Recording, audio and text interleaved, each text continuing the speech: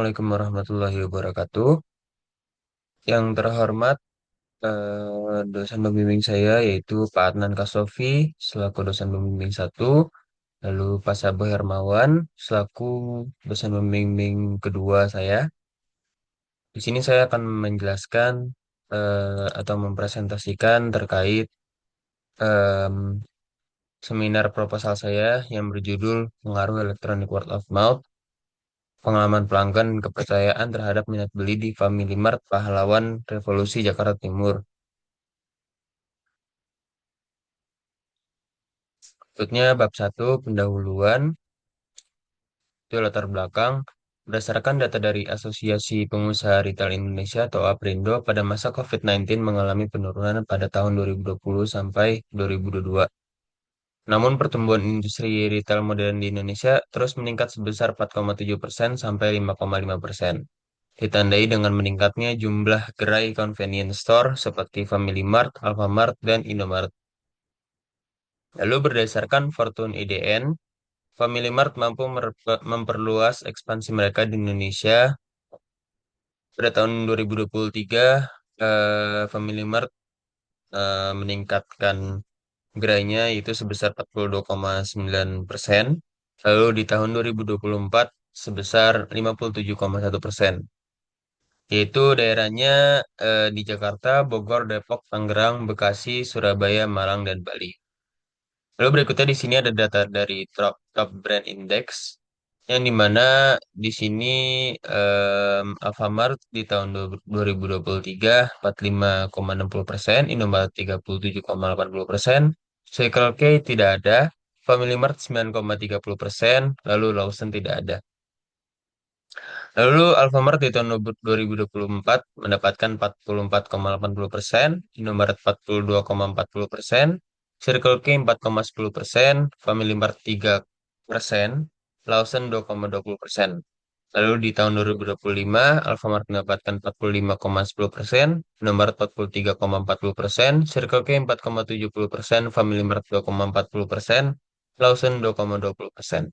Penurunan top trend index ini mengindikasikan turunnya kepercayaan dan preferensi konsumen terhadap Family Mart, serta menunjukkan bahwa Family Mart mulai kalah bersaing dengan convenience store lain seperti Indomaret dan Alfamart.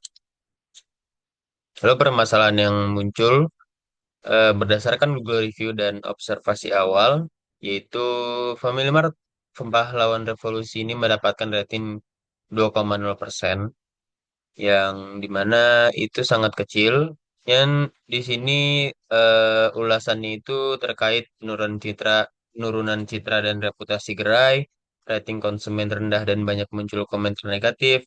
Keluhan yang terkait itu seperti produk tidak fresh, area yang panas, pelayanan kurang ramah, metode pembayaran terbatas, dan waktu tunggu yang lama.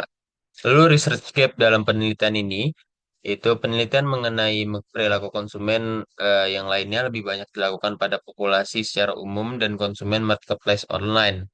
Sedangkan penelitian ini memiliki populasi dan sampel secara spesifik pada konsumen Family Mart Pahlawan Revolusi, dan alasan peneliti mengambil populasi dan sampel tersebut karena masih sangat jarang dilakukan oleh penelitian lain. Lalu di berikutnya urgensi penelitian, yaitu pertumbuhan retail modern meningkat, namun kualitas layanan Family Mart Pahlawan Revolusi justru menurun. Lalu yang kedua, EWAM negatif, semakin meningkat dan berpotensi menurunkan minat beli konsumen. Yang ketiga, pengalaman konsumen kurang memuaskan, tetapi belum banyak diteliti pada konteks convenience store. Dan yang keempat, kepercayaan konsumen menurun sehingga perlu dianalisis pengaruhnya terhadap minat beli. Dan yang terakhir, belum ada penelitian yang menguji IWOM, pengalaman konsumen, dan kepercayaan secara simultan pada Family Mart. Lalu rumusan masalahnya, yang pertama, apakah electronic word of mouth berpengaruh terhadap minat beli? Lalu yang kedua, apakah pengalaman konsumen berpengaruh terhadap minat beli? Yang ketiga, apakah kepercayaan berpengaruh terhadap minat beli? Lalu untuk tujuan penelitiannya, untuk mengetahui pengaruh IWOM terhadap minat beli. Yang kedua, untuk mengetahui pengaruh pengalaman konsumen terhadap minat beli. Dan yang ketiga, untuk mengetahui pengaruh kepercayaan terhadap minat beli. Lalu untuk manfaat penelitiannya, Dan di sini ada dibagi dua. Yang pertama, manfaat teoritisnya, yaitu penelitian ini diharapkan dapat memberikan kontribusi dan wawasan untuk mengembangkan bidang pendidikan dan bisa menjadi sumber referensi bagi peneliti lain yang memiliki topik serupa. Lalu untuk manfaat praktisnya, yang pertama, bagi dosen melalui penelitian ini diharapkan dapat menjadi referensi bagi para dosen untuk memahami perkembangan perilaku konsumen pada saat ini. Lalu bagi mahasiswa, melalui penelitian ini diharapkan dapat memberikan wawasan dan pengetahuan yang lebih mendalam bagi mahasiswa. Lalu bagi peneliti lain, melalui penelitian ini diharapkan dapat menjadi bahan referensi bagi peneliti lain yang ingin meneliti lebih lanjut. Lalu selanjutnya bab 2 kajian pustaka. Ini pengembangan hipotesis saya ada tiga. Yang pertama, pengaruh electronic word of mouth terhadap minat beli, yaitu H1.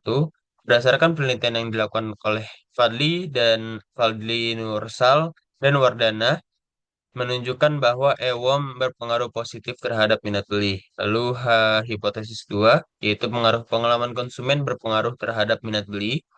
Berdasarkan penelitian yang dilakukan oleh Pratama dan Angelike, menunjukkan bahwa pengalaman konsumen berpengaruh positif terhadap minat beli. Lalu yang ketiga, pengaruh kepercayaan berpengaruh terhadap minat beli. Yaitu berdasarkan penelitian yang dilakukan oleh Dwi Artini dan Suasana dan Mareta, ini menunjukkan bahwa kepercayaan berpengaruh positif terhadap minat beli. Lalu selanjutnya ini untuk kerangka teori saya. Seperti yang saya jelaskan tadi, hipotesisnya ada tiga. Lalu selanjutnya ada bab tiga, metode penelitian. Itu waktu dan tempat penelitian. Waktu penelitian yang dilakukan berlangsung selama 3 bulan, dimulai dari Oktober 2025 hingga Januari 2026. Penelitian ini dilakukan kepada konsumen yang sering mengunjungi dan berbelanja di Family Mart Pahlawan Revolusi Jakarta. Lalu untuk desain penelitiannya, yaitu penelitian ini menggunakan pendekatan kuantitatif dengan metode survei. Lalu untuk populasi di sini saya menggunakan seluruh konsumen yang pernah melakukan pembelian di Family Mart Pahlawan Revolusi. Lalu untuk sampel dalam penelitian ini yaitu menggunakan teknik purposive sampling, yang dimana pemilihan responden berdasarkan kriteria tertentu. Lalu penentuan jumlah sampel yang saya gunakan itu mengacu pada Hare et al. Pada tahun 2019, yaitu ukuran sampel minimal 5 hingga 10 kali jumlah indikator, yaitu 20 kali 7 sama dengan 140. Yaitu jumlah responden yang saya miliki yaitu 100 yang akan digunakan 140 responden. Lalu untuk teknik pengumpulan data, di sini saya akan mengumpulkan data melalui kuesioner online ataupun Google Form, dan di mana saya menggunakan diukur menggunakan skala Likert 1 sampai 5, yaitu yang satu sangat tidak setuju, kedua tidak setuju, ketiga cukup setuju, keempat setuju, kelima sangat setuju. Lalu untuk teknik analisis datanya, yaitu saya menggunakan teknik partial least square atau Structural Equation Model, yaitu PLSM. Ini mana saya menggunakan perangkat lunak untuk mengolah data menggunakan SmartPLS 4.0. Lalu di sini adalah table rule of thumb, ini mana uji outer model, convergent validity. em, Convergent validity ini bisa dikatakan indikator valid jika lebih dari 0,70. Lalu untuk diskriminan validity, eh author apa namanya, dia indikator dikatakan valid jika lebih dari 90. Untuk reliability, yaitu eh, di, nilai reliability-nya dikatakan baik itu jika lebih dari 0,70. Lalu untuk em, uji inner modelnya, yang pertama predictive relevance, yaitu Q2 sampai 0, nilai prediksi baik. Lalu untuk coefficient of determination, yaitu 0,75 itu dikatakan kuat, 0,50 dikatakan moderat, dan 0,25 itu yang paling lemah. Lalu untuk signifikan, yaitu T statistiknya jika lebih dari 1,96, atau nilai p-value-nya kurang dari 0,05. Lalu di sini adalah pengembangan instrumen, di mana ya, yang pertama itu X1 saya electronic word of mouth. Lalu di sini pengembangan instrumen pengalaman konsumen. Lalu untuk kepercayaan. Lalu untuk minat beli. Terima kasih. Mungkin em, itu presentasi dari saya. Kurang lebihnya mohon maaf. Wassalamualaikum warahmatullahi wabarakatuh.